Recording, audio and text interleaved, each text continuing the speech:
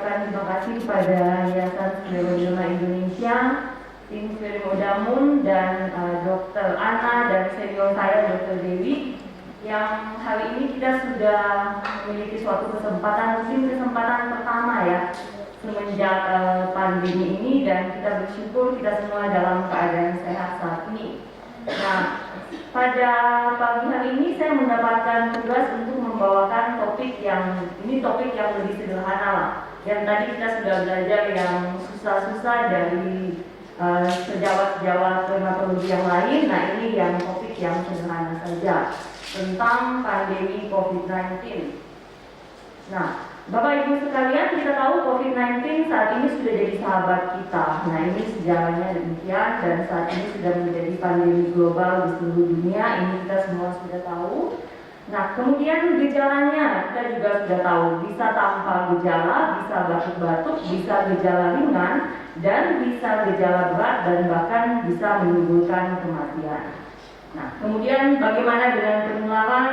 Semua udah tahu ya, ternyata dari droplet bicara, batuk, bahkan bernapas, ini bisa menjadi sumber penularan.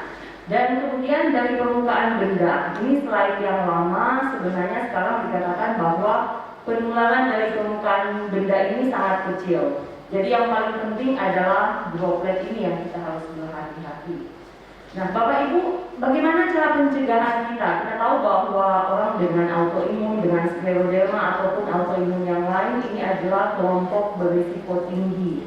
Nah, saya mau sharing beberapa hal yang sederhana saja. Jadi yang penting Bapak Ibu, kalau kita berada di tempat yang terbuka dan banyak orang, nah ini, kita harus selalu memakai masker yang tertutup erat. Jangan memakai masker seperti ini, terbuka demikian atau demikian. Nah, ini tidak tepat. Jadi ini suatu prinsip yang sederhana yang cukup penting untuk kita ketahui.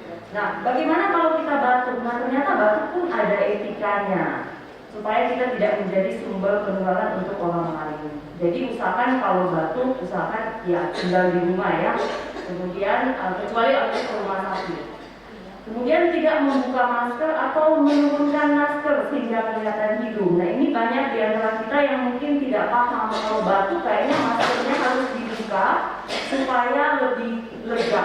Nah, ini justru yang menyebabkan penularan pada orang lain. Jadi kalau batuk usahakan jangan membuka masker kita supaya kita tidak menjadi penularan buat orang lain. Kalau kebetulan kita lagi batuk dan tidak menggunakan masker, nah ini yang kita harus lakukan. Nah, masker apa yang dianjurkan? Kita tahu bahwa penyandang autoimun ini kan kelompok resiko tinggi. Jadi minimal sebaiknya menggunakan masker medis. Jadi masker yang lebih memproteksi dibandingkan dengan masker kain dalam hal ini. Jadi di sini katanya sebagian besar sudah menggunakan masker medis ya. Nah, ini adalah masker yang dianjurkan. Nah, kemudian di masa pandemi ini pasien dengan autoimun ini bertanya-tanya, kami ini kelompok resiko tinggi, apa yang saya harus lakukan atau harus minum pil apa supaya saya tidak terkena COVID-19? Ini sering sekali ditanyakan.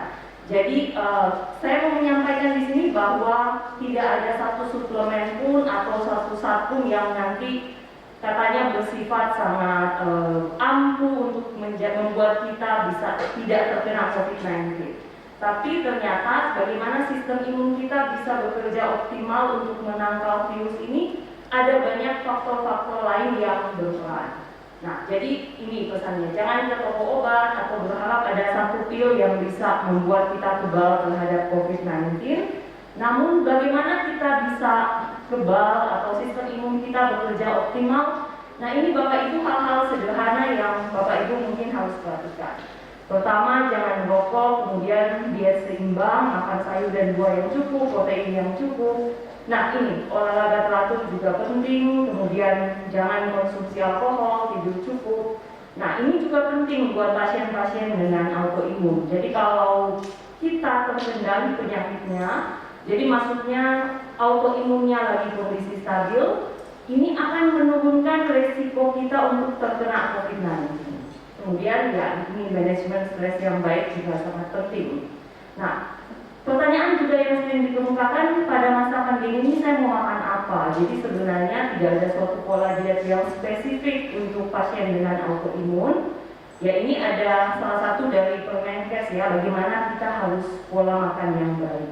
Nah, kalau Bapak Ibu lihat dalam piring makan ini, ternyata pola makan yang baik itu adalah separuhnya itu adalah buah-buahan dan sayuran, kemudian separuhnya lagi adalah protein dan karbohidrat ya.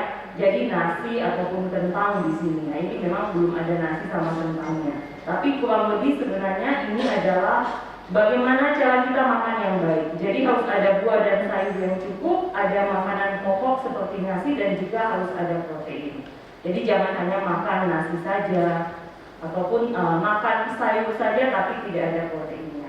Jadi pada pasien dengan autoimun sebenarnya ya tidak susah-susah amat, kita mengikuti aja pola diet ini. Jadi tidak begitu banyak tantangan ya. Nah, kemudian di masa pandemi banyak yang bertanya, boleh nggak sih konsumsi vitamin? Jadi sebenarnya pada prinsipnya pun vitamin, kecuali yang bersifat imun booster ya, yang meningkatkan imun, yang itu yang harus berhati-hati pada pasien dengan autoimun. Tapi kalau vitamin-vitamin standar yang penting memenuhi dosis maksimum, tidak melebihi dosis maksimum, ini sih boleh-boleh saja. Vitamin C, kemudian vitamin D, mineral, zinc, dan antioksidan, vitamin E boleh-boleh saja. Tapi Bapak Ibu sekalian, saya menganjurkan buat pasien-pasien dengan autoimun sebelum konsumsi vitamin sebaiknya komunikasi dulu dengan dokter masing-masing.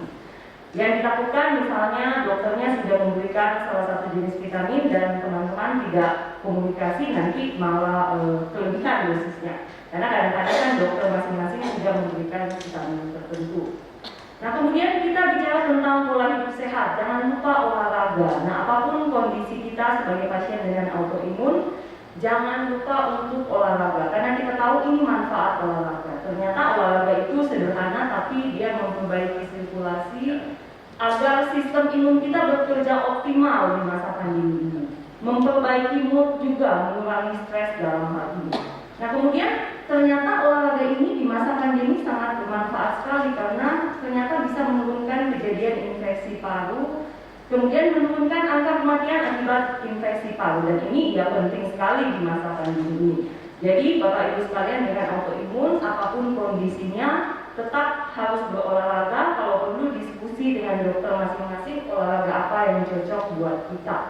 Nah, ini juga penting sekali di masa pandemi ini, yaitu kita harus mempertahankan berat badan ideal. Jadi usahakan jangan gemuk, karena ternyata di masa pandemi kegemukan ini berbahaya, merupakan faktor risiko tinggi kita untuk terkena COVID dan juga menjadi lebih berat. Jadi orang kalau gemuk terkena COVID, secara penelitian ilmiah menunjukkan bahwa kondisinya akan lebih parah dibandingkan dengan orang yang tidak gemuk. Alasan ilmiahnya ternyata demikian, jadi ada alasan ilmiahnya. Nah, kemudian di masa pandemi juga kita harus memperhatikan harus tidur yang cukup dan berkualitas, karena gangguan tidur ternyata berefek juga pada sistem imun kita. Jadi kalau kita kurang tidur, kita jadi terganggu fungsi sel imun, kemudian mudah terkena infeksi saluran pernapasan, termasuk juga pada COVID-19 ini. Nah, kemudian yang jadi pertanyaan pasien dengan autoimun, ini masa pandemi.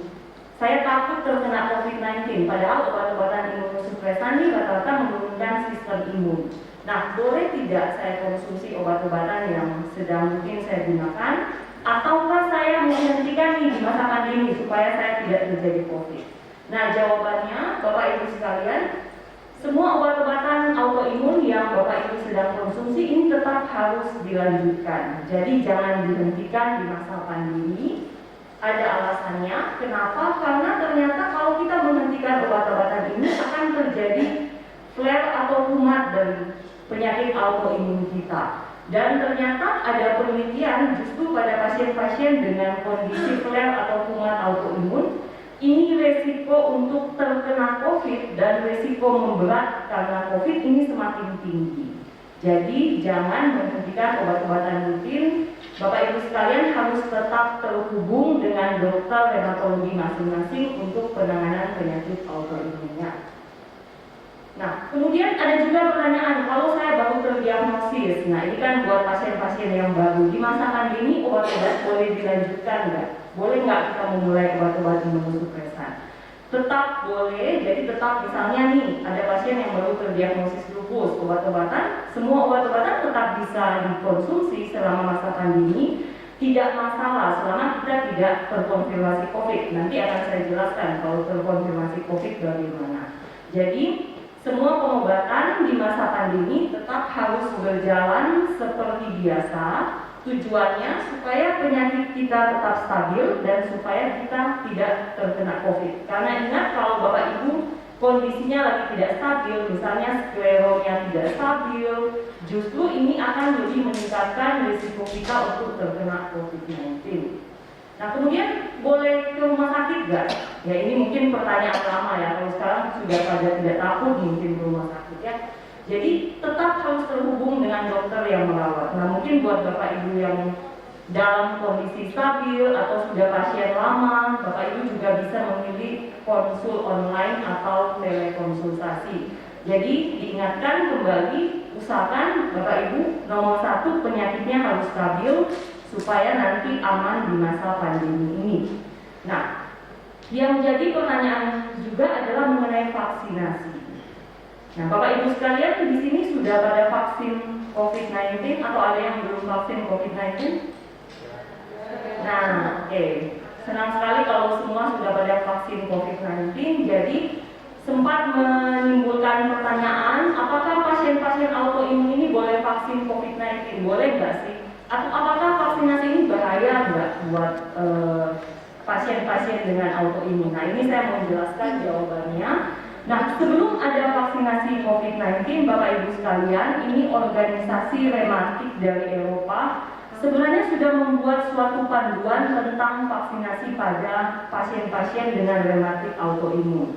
Jadi, hal ini sebenarnya sudah menunjukkan bahwa vaksinasi ini bukan kontraindikasi pada pasien autoimun. Karena sebelum ada vaksin COVID-19, sebelum ada pandemi COVID-19, vaksinasi ini sudah dianjurkan dan sudah ada rekomendasinya tahun 2019, ini belum pandemi ya.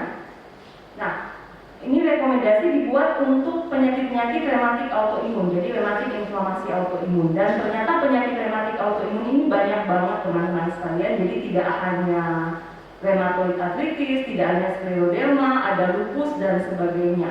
Nah, ini adalah golongan-golongan penyakit rematik autoimun yang biasanya berobat ke dokter rheumatologi. Nah, kemudian dalam rekomendasi ini dikatakan bahwa vaksinasi sangat penting. Jadi bukan kontraindikasi, justru vaksinasi itu sangat penting. Memang dianjurkan melakukan vaksinasi kalau teman-teman lagi kondisi stabil. Ya, kalau memang lagi sakit berat ya jangan vaksin, stabilkan dulu penyakitnya, baru kemudian teman-teman bisa divaksin. Nah, apakah vaksinasi cukup aman? Nah, ini sebelum pandemi COVID-19 ini sudah ada panduannya dalam EULAR ini yang dibuat oleh organisasi rematik Eropa bahwa ternyata vaksin ini cukup aman dilakukan dan beberapa vaksin yang dianjurkan salah satunya adalah vaksin influenza. Nah, kita bisa melihat di sini laporannya bahwa ternyata sudah ada penelitiannya Bapak Ibu sekalian. Jadi hoax yang mengatakan bahwa autoimun itu tidak boleh divaksin atau autoimun itu berbahaya jika divaksin. Tidak demikian. Nah, ini sudah ada sejarahnya mengenai vaksin influenza. Nah, kita bisa melihat dari penelitian ini dan dari guidelines ini bahwa ternyata efek samping yang ditimbulkan sama aja dengan orang normal kalau diberikan vaksinasi influenza. Yang penting Bapak dan Ibu sudah berkonsultasi dengan dokter masing-masing dan vaksinasinya dilakukan dalam kondisi stabil. Nah, kemudian sejarah vaksinasi pada penyakit autoimun juga ada vaksin pneumococcus. Nah, kita tahu ini vaksin pneumococcus juga penting di masa pandemi ini dan buat pasien-pasien scleroderma juga jika memungkinkan. Beberapa di antara kita punya scleroderma dengan hipertensi paru atau interstitial lung disease. Nah, ini sebenarnya kandidat yang sangat penting sekali harus mendapatkan vaksinasi baik pneumococcus maupun influenza. Karena pada orang dengan ILD atau hipertensi pulmonal, mungkin masalah sepele seperti influenza dan pneumococcus ini bisa bisa menimbulkan suatu kondisi yang berat, sehingga kita harus cegah. Dan ternyata memang laporan-laporannya vaksin ini sudah ada penelitiannya cukup aman. Cukup aman jika diberikan pada pasien-pasien dengan autoimun, dan respon antibodinya pun, karena banyak dikatakan bahwa pasien autoimun kalau divaksin nggak bisa timbul antibodinya karena ditekan oleh obat-obat imunosupresan. Nah, ternyata sejarah mengatakan pada penelitian terdahulu dengan vaksin pneumococcus respon imunnya cukup baik. Jadi intinya saya mau menjelaskan di sini bahwa Bapak dan Ibu jangan takut untuk mendapatkan vaksinasi COVID-19, karena memang sebenarnya vaksin itu tidak akan menimbulkan masalah harusnya kalau kita melakukan dalam kondisi stabil. Nah, ini juga vaksin yang lain bisa diberikan. Nah, memang pasien-pasien dengan autoimun ini harus hati-hati dengan vaksin yang jenis ini, karena ini merupakan vaksin hidup. Jadi kalau yang jenis ini yang mungkin tidak dianjurkan untuk diberikan. Jadi ada beberapa jenis vaksin dalam guidelines ini yang tergolong dalam vaksin hidup.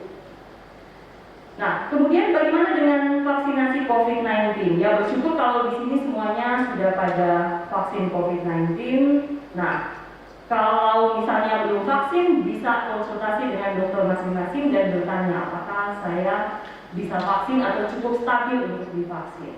Nah, untuk vaksinasi dengan COVID-19 ini sebenarnya sudah ada banyak panduan ya, baik dari lokal di kita maupun dari luar negeri, yang mengatakan bahwa autoimun ini sekali lagi bukan kontraindikasi untuk vaksinasi.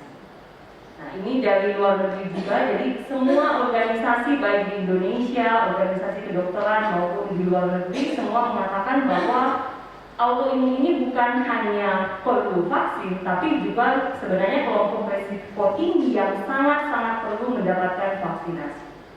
Jadi kita tidak ragu lagi mengenai hal itu ya.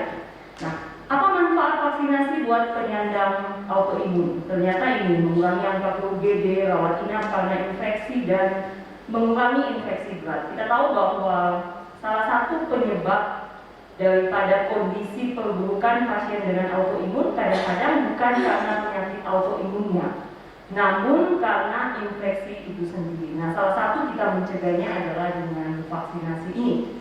Nah, memang secara teoritis kadang-kadang ada risiko flare yang ringan dikatakan, tetapi dengan melihat manfaatnya kita tahu bahwa lebih bermanfaat kita melakukan vaksinasi karena risiko untuk kumat itu sangat kecil. Nah, sekali lagi, kalau kita melakukan vaksinasi sebaiknya dalam kondisi stabil dan terkendali baik.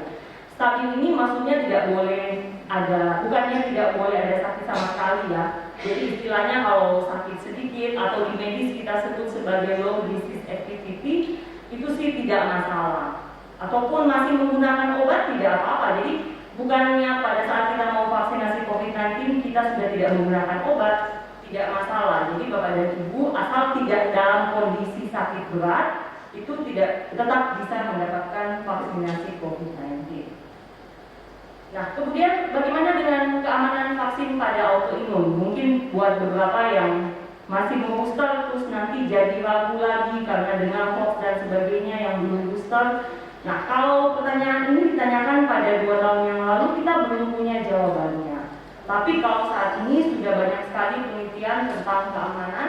Nah, ini adalah contoh-contoh. Ini saya cuma ambilkan beberapa jurnal yang menunjukkan bahwa ini vaksin COVID-19 sudah diteliti di Eropa, di Amerika, ataupun ada di Asia, dan menunjukkan bahwa vaksin ini tidak menimbulkan risiko flare yang berat kok buat pasien-pasien dengan autoimun.